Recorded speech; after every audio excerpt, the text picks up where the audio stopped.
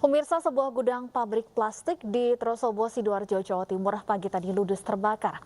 Kerugian diperkirakan mencapai ratusan juta rupiah.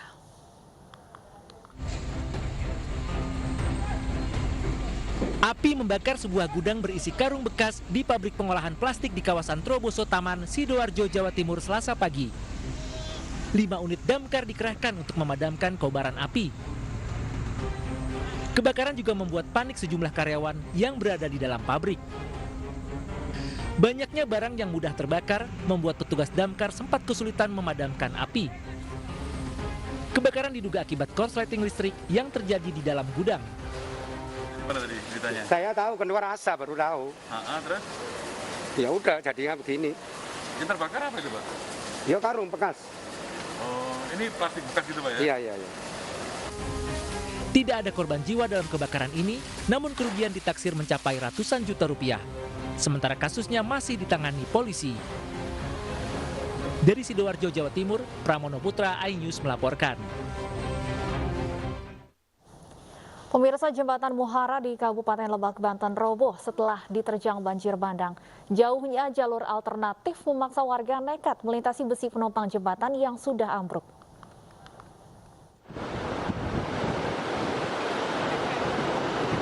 Seperti inilah perjuangan warga saat melintasi jembatan Muhara yang ambruk di Desa Ciladen, Kecamatan Lebak Gedong, Lebak, Banten. Jembatan sepanjang 70 meter ini roboh akibat tak kuat menahan derasnya arus banjir bandang. Padahal jembatan ini merupakan jalur penting yang menghubungkan Banten dengan sejumlah wilayah di Jawa Barat. Akibatnya warga nekat melintasi Sungai Ciberang yang berarus deras dan memanjat besi penopang jembatan yang telah terputus. Tak sedikit pula warga yang terpeleset dan nyaris terjatuh ke sungai. Bukan sulit lagi, saya mau nyebrang, jatuh, sendal juga ketinggalan. Lihat aja sendalnya itu sudah hampir kepleset ya Pak ya? Bukan hampir kepleset juga. Sendal jatuh satu, tinggal satu. Warga berharap agar pemerintah segera membangun kembali jembatan yang rusak. Pasalnya warga sangat bergantung pada jembatan Muhara untuk beraktivitas sehari-hari. Dari Lebak, Banten, Iskandar Nasution, iNews melaporkan. Kita ke informasi lain, pemirsa. Tenaga kesehatan berinisial EO ditetapkan sebagai tersangka dalam pemberian vaksin kosong di Jakarta Utara. Tersangka dijerat Undang-Undang Wabah Penyakit Menular dengan ancaman 1 tahun penjara.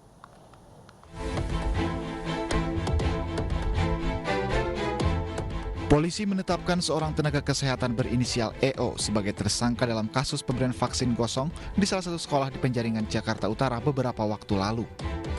Kabid Humas Polda Metro Jaya Kombes Pol Yusri Yunus mengatakan penetapan tersangka EO ini setelah Satreskrim Polres Metro Jakarta Utara menyelidiki video suntikan kosong yang viral di media sosial. Dari hasil pemeriksaan, tersangka mengakui telah menyuntikkan vaksin kosong kepada siswa berinisial BLP.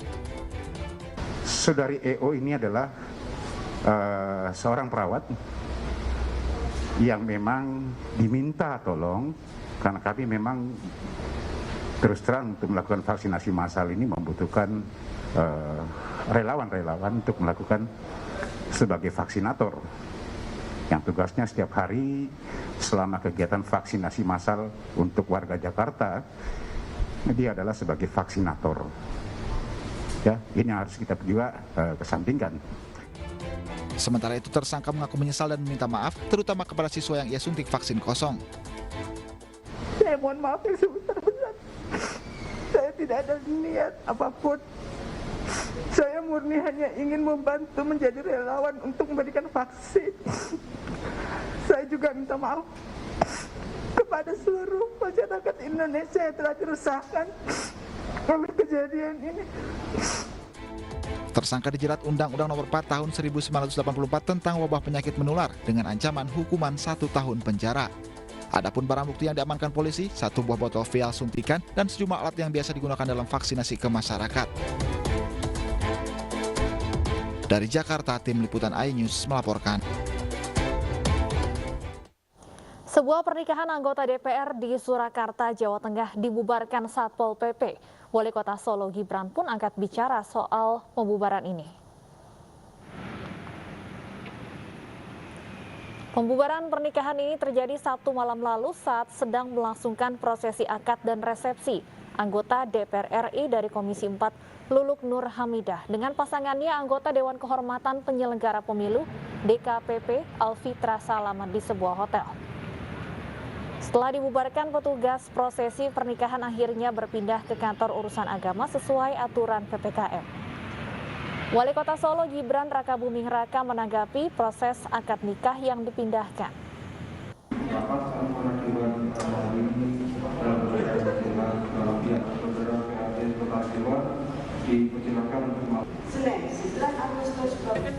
Ya menahan diri dulu lah, kan aturannya di KUA, udah itu aja. Besok kita lihat SE terbarunya ya. Tapi berarti istilahnya nggak ada pandang dulu ya sebenarnya Mas ya? Kalau penertibannya bukan aturan itu nggak ada pandang dulu ya? Jadi memang Solo tegas ya Mas ya? Aturan ya, aturan. Pemirsa, anggaran pengadaan seragam anggota DPRD Kota Tangerang naik 2 kali lipat. Biaya yang dianggarkan untuk seragam 50 wakil rakyat sebesar lebih dari 675 juta rupiah.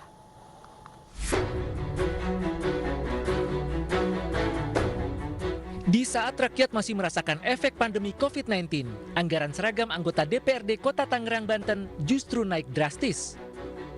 Dikutip dari sebuah situs, anggaran belanja seragam anggota DPRD tahun ini bernilai 675 juta rupiah atau naik 2 kali lipat dari pengadaan sebelumnya, yakni 312 juta rupiah. Anggaran sebesar itu rencananya akan membuat 4 jenis seragam, yaitu pakaian sipil lengkap, pakaian sipil resmi, pakaian sipil harian, serta pakaian dinas harian untuk 50 anggota dewan. Itu pun belum ditambah dengan biaya jahit sebesar 600 juta rupiah. Sehingga total anggaran pengadaan seragam anggota DPRD Kota Tangerang tahun 2021 lebih dari 1,2 miliar rupiah. Salah satu anggota DPRD Kota Tangerang berdalih tidak mengetahui detail besaran anggaran pengadaan seragam bernilai fantastis dan akan mempertanyakan kepada pihak terkait. Masalah pagu anggaran untuk seragam dewan itu sendiri, karena mereka hanya bisa menerima paket setelah pengukuran. Jadi masalah material, speknya mereka tidak tahu, apalagi angka-angkanya dewan itu mayoritas di sini tidak tahu.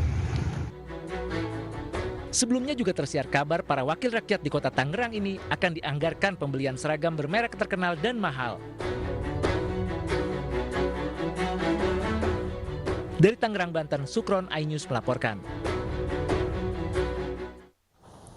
Pemerintah berencana menguji coba penerapan protokol kesehatan hidup normal di tengah pandemi COVID-19.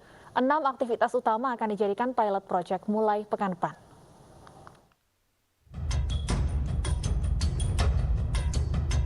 Lebih dari setahun, pandemi COVID-19 melanda Indonesia dan dunia. Tidak hanya mengguncang sektor kesehatan, pandemi juga menyerang berbagai sektor, mulai dari ekonomi, sosial, budaya, hingga pendidikan. Meski seluruh lapisan masyarakat telah lelah, pandemi diperkirakan belum akan berakhir dalam waktu dekat. Atas dasar inilah, Presiden Joko Widodo memberikan arahan kepada Menteri Kesehatan untuk menyiapkan protokol kesehatan hidup normal di tengah corona. Ada 6 aktivitas utama yang akan menjadi proyek percobaan mulai pekan depan. Di antaranya, perdagangan modern tradisional, kantor dan kawasan industri, transportasi darat, laut, dan udara, pariwisata, hotel, restoran, dan event, kegiatan keagamaan, dan pendidikan.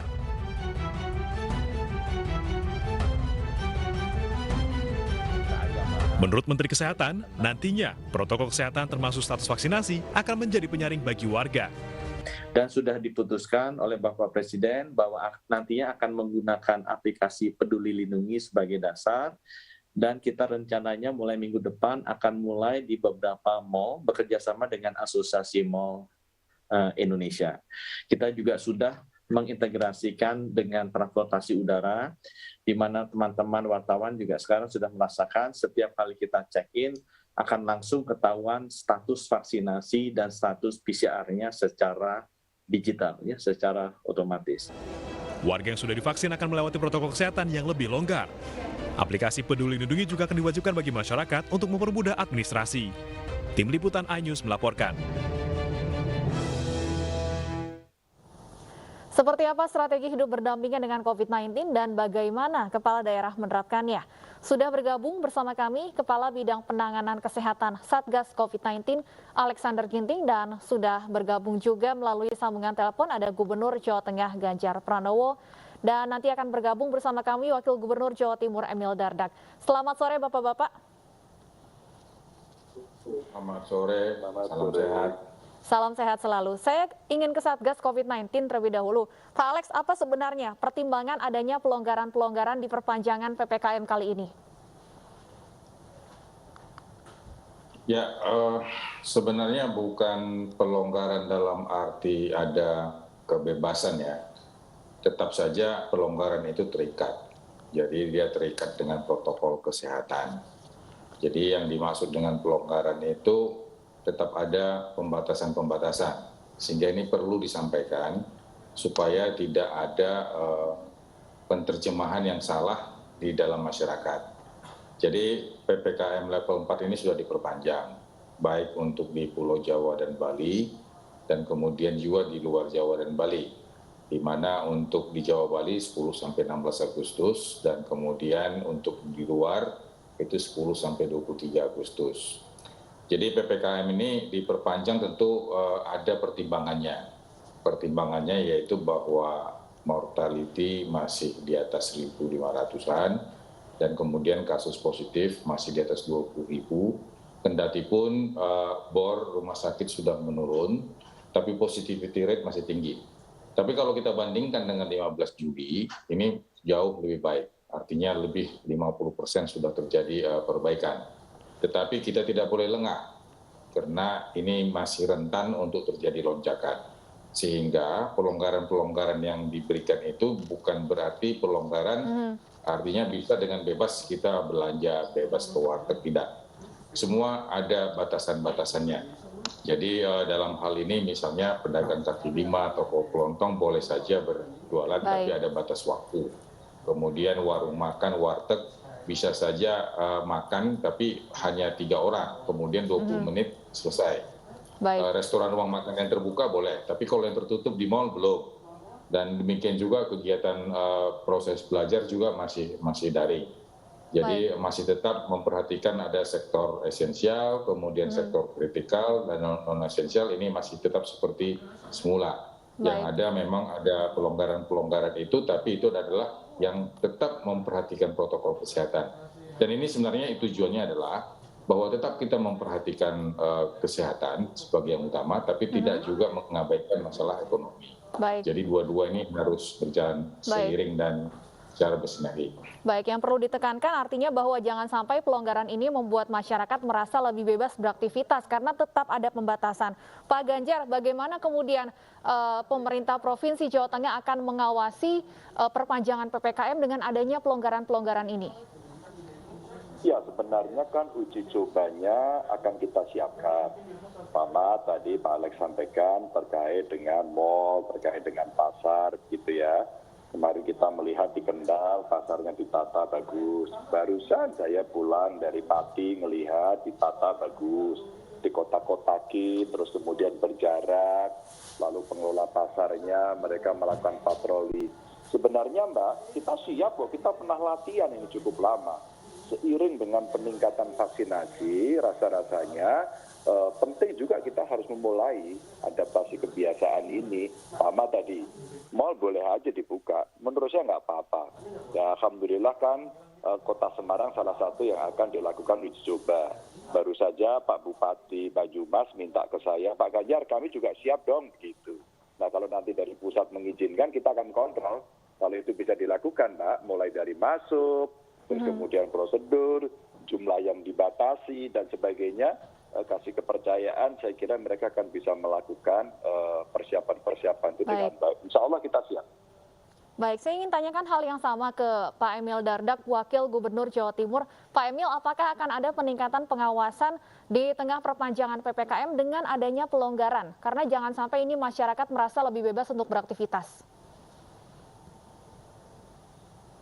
Justru ingin menegaskan dari kemarin ini tidak ada pengawasan yang tidak optimal gitu. Pengawasan tetap optimal.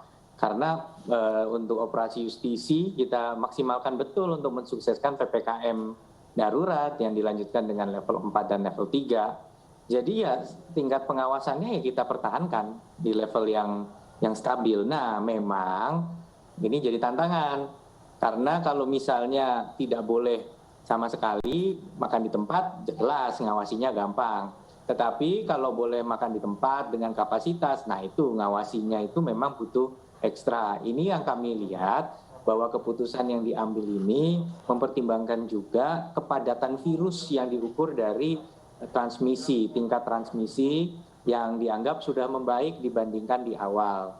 Nah, ini tetap berarti tidak boleh lengah kita, pengawasan kita tetap jalankan semaksimal mungkin, tetapi memang tantangan pengawasannya tentu berbeda dengan saat dilarang sama sekali, tetapi bukan berarti kemarin ini longgar gitu. Jadi kemarin pun tetap ada pengawasan.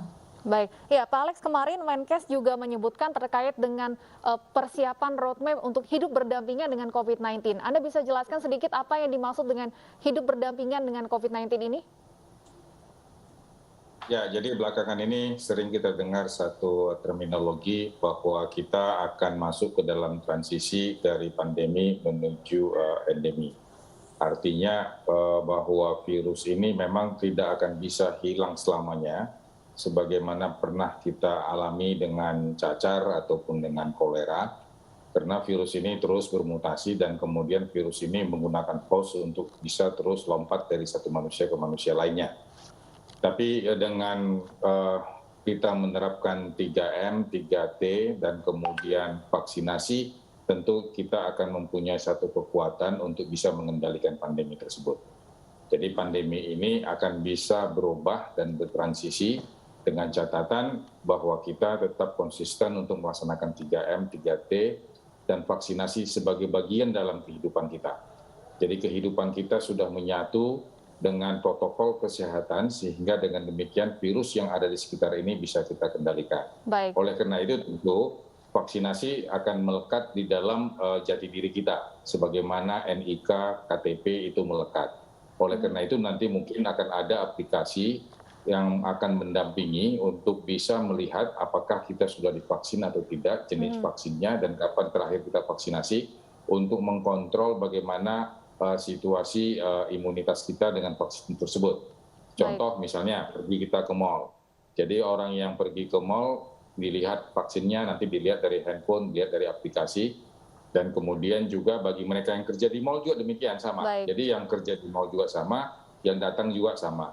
Demikian juga kalau orang yang punya barbershop, tukang pangkasnya juga harus sudah divaksin, yang datang juga sudah divaksin. Tapi bukan berarti ada kerumunan di barbershop. Tetap kerumunan harus dijaga.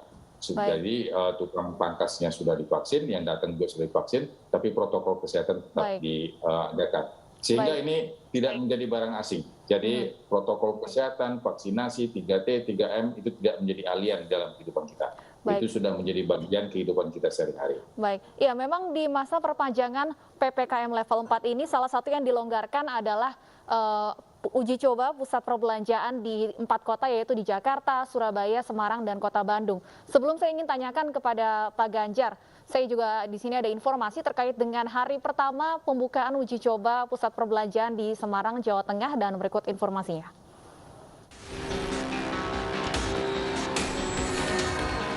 Untuk masuk ke mal yang terletak di Jalan Pemuda Semarang ini, pengunjung diwajibkan sudah divaksin sedikitnya 1 kali.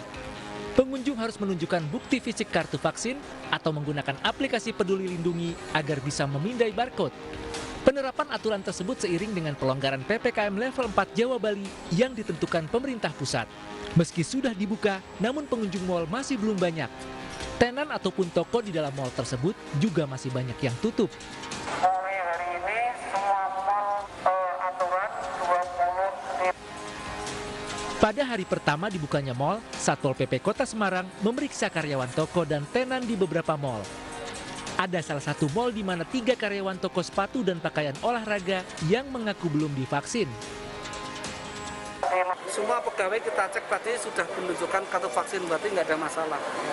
Tapi yang belum vaksin, memang kami prioritaskan nanti saya minta JM-nya untuk diliburkan, untuk harus vaksin dulu sebelum masuk mal ini. Terus masuk tadi di salah satu mall ada beberapa yang belum vaksin. Alasannya sederhana Mas, belum vaksin karena memang dia di upload di Victoria nggak bisa penuh terus. Namun secara keseluruhan, Satpol PP menilai hari pertama pembukaan mal di masa PPKM level 4 ini tidak banyak persoalan, namun petugas tetap meminta agar pengelola mal tetap menjaga protokol kesehatan. Dari Semarang, Jawa Tengah, Doni Marendra, iNews melaporkan.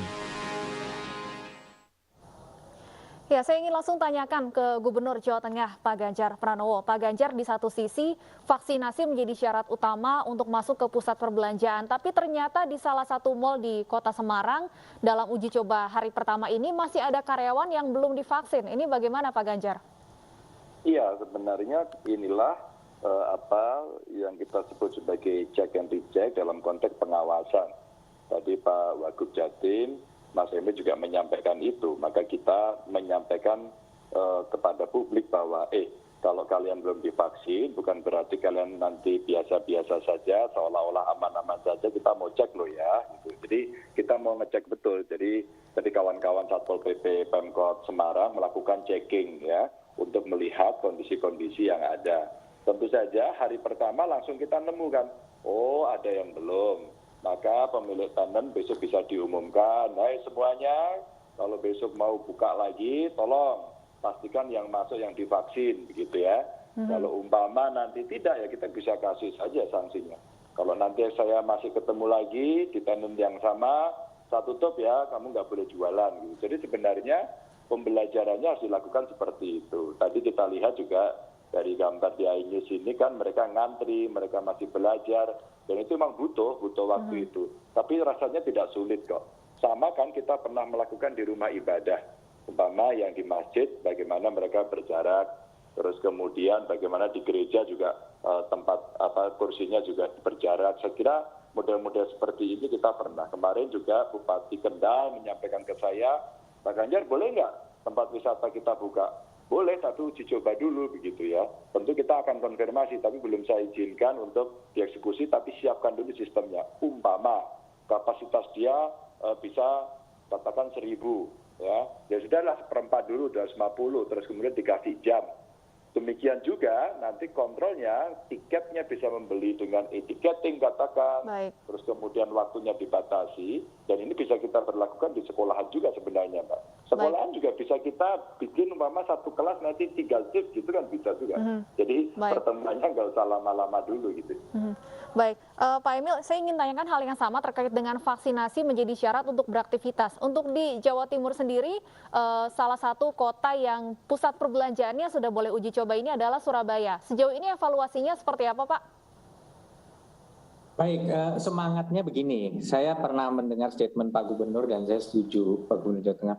Semangat sekarang itu bukan supaya orang mau divaksin, karena sebenarnya vaksin ini pun kita masih fokus menyelesaikan dosis kedua. Jadi sebenarnya vaksin ini pun ada kendala supply, kita harus akui itu. Jadi banyak yang protes, Pak, wong saya mau divaksin tapi vaksinnya nggak ada, gimana gitu. Tapi ini adalah sebuah langkah untuk meminimalisir resiko-resiko yang membahayakan katakanlah bed occupancy ratio dan lain-lain. Karena seseorang yang belum divaksin, kalau dia terlibat dalam kegiatan ekonomi atau aktivitas yang punya risiko, tentunya kemungkinan dia lebih parah saat terpapar akan tinggi. Jadi memang ini situasi yang sifatnya adalah SOS, menyelamatkan pelaku ekonomi yang sudah benar-benar kesulitan, pelaku pengelola pusat perbelanjaan. Jadi ini spirit dan semangatnya. Nah, artinya apa? Maka kita akan ketemu tuh.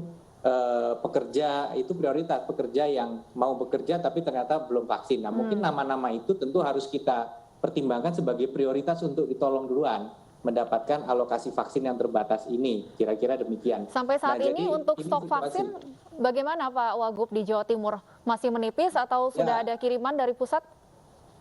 Ada kiriman, tetapi kiriman ini tidak melimpah ruah sampai kita bisa mengekspansi dosis 1 dengan apa yang kita bayangkan gitu. Tetapi kita justru ngejar, kayak misalnya seminggu setengah yang lalu hampir 2 minggu itu kita 2,9 juta capaian dosis keduanya.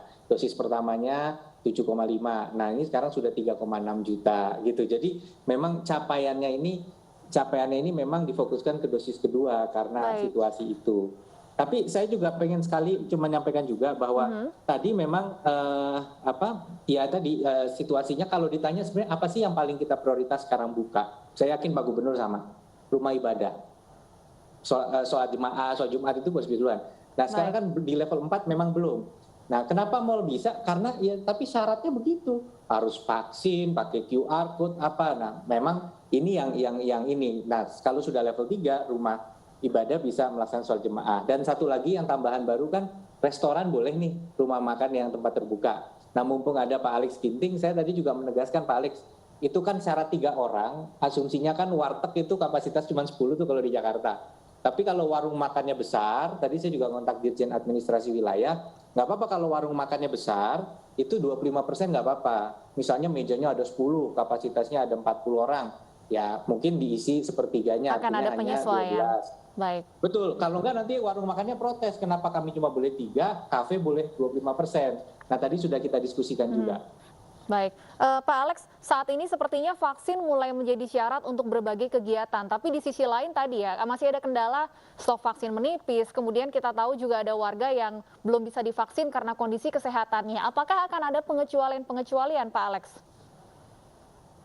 Ya, artinya memang ini semua masih dalam tahap uji coba kalau misalnya ke mall ya. Dan kemudian kalau kita baca secara seksama apa yang ditulis dalam instruksi Mendagri tersebut, bahwa memang di samping memang ada masalah vaksin, kemudian juga ada kapasitas. Jadi kendati pun sudah vaksin semua, tapi kalau sudah lebih dari 50% mulai berisi orang, ini juga belum diperbolehkan.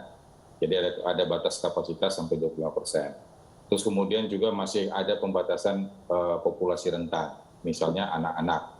Jadi anak-anak juga belum diizinkan masuk ke pusat perbelanjaan dan mereka juga yang di atas 70 tahun. Tapi sebenarnya yang lebih penting lagi adalah bagi mereka yang bergejala dan ini kontak erat, ini bagian dari kontak tracing ya. Ini sebenarnya juga seharusnya mereka tidak boleh juga ke mall. Kendati pun mereka misalnya bisa menunjukkan kartu vaksinnya karena mereka bergejala dan mereka kontak erat. Jadi ini tentu kesadaran dari semua orang untuk bisa membatasi dirinya. Dan kemudian mengenai vaksinasi, memang pemerintah sudah menyiapkan berbagai sentra vaksinasi. Jadi saya setuju dengan apa yang disampaikan oleh Bapak Wagub tadi. Memang supply, demand, kemudian distribusi, cold chain dan sebagainya. Ini memang variabel-variabel yang sangat menentukan sekali kecepatan vaksinasi. Oleh karena itu jumlah vaksinator juga salah satu menentukan cepat tidaknya itu vaksinasi bisa terselenggara. Jadi ini memang yang harus kita laksanakan bahwa vaksinasi itu memang tidak seperti kita menyelenggarakannya secara serentak sebagaimana pemilihan umum ataupun pilkada, tapi vaksinasi itu memang secara bertahap dan kemudian ada sasaran dan kemudian targetnya juga sudah jelas. Sehingga ini bisa berjalan dengan secara bertahap dan secara berkesinambungan. Baik, vaksin bukan satu-satunya syarat, tetap ada protokol kesehatan yang harus disiplin dipatuhi. Terima kasih Pak Alex, Pak Ganjar, dan Pak Emil sudah bergabung bersama kami di Ini Sore. Pemirsa, seorang pria di Medan, Sumatera Utara mengaku positif COVID-19 namun tidak isolasi mandiri. Kami akan kembali dengan informasi selengkapnya sesaat lagi.